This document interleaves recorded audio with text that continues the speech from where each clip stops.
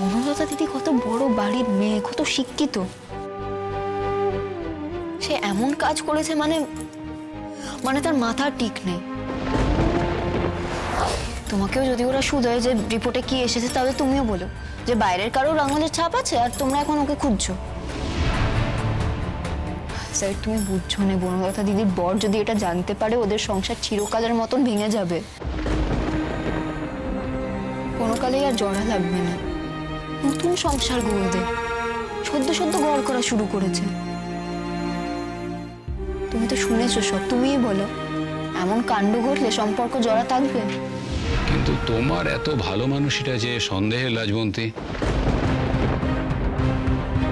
যে তোমার দিকে সন্দেহের আঙুল তুলেছে, তুমি তাকে বাঁচানোর জন্যই এরকম অনুরোধ করছো? ভালো মানুষই নয় গো স্যার। আমি তোমাকে বলছি, এই পরিবারের কাছে আমি বড্ড ঋণী। এরা না থাকলে আমিও কোথায় ভেসে যেতুম কে জানে। এখন এমন একটা কাণ্ড বাড়ির বউ করে ফেলেছে, ওরা যদি রেগে মেগে কিছু করে ফেলে তবে কি হবে জানো? একটা থেকে আর একটা বড় কাণ্ড হয়ে যাবে।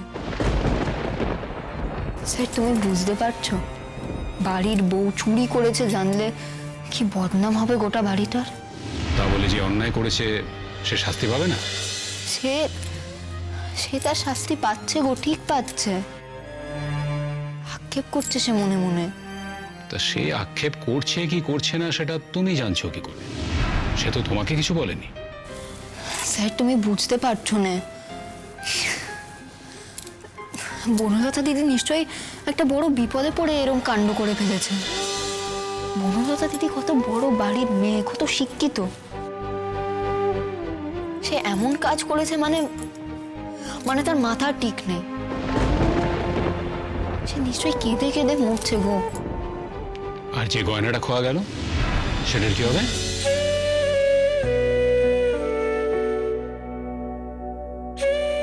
অত কিছু এক্ষুনি ভাবতে পারছি না, কিন্তু এইটুকুই জানি, একখানা সংসার থেকে গয়না তো বড় না।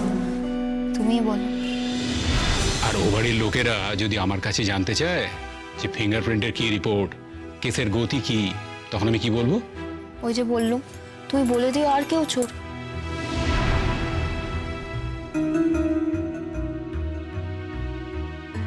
আমি ঠিক জানি না রাজবন্তী, কেন তোমার এই অনেস্টিতে আমার ভরসা আসছে আর তোমাকে হেল্প করতে আমি রাজি হচ্ছি। তবে একটা কথা আমি তোমাকে বলছি, তুমি যদি তোমার মতন করে সবকিছু সামলে নিতে পারো, তাহলে এইসব ফাইন্ডিংস আমি চ্যাটার্জি বাড়ির সামনে আনবো না। কিন্তু আমার কাছে যদি প্রশ্ন আসে, আমি কিন্তু সত্যিটা লুকাতে পারবো না। সেটা আমার নীতির বিরুদ্ধে হবে।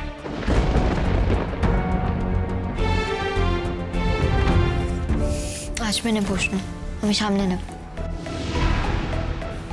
তুমি আমাকে রিপোর্টটা দাও। বনলতা চ্যাটার্জির দিকেই আমাদের সন্দেহ। সে কাণ্ডটা ঘটিয়েছে বলেই এই মেয়েটাকে ফাঁসাতে চাইছিল। কিন্তু এই মেয়েটা বনলতাকে প্রোটেক্ট করতে কেন চাইছে? এই মেয়েটাকে আমি বিশ্বাস করব? আমার এতদিনের এক্সপিরিয়েন্সে তো একে জেনুইন বলেই মনে হচ্ছে।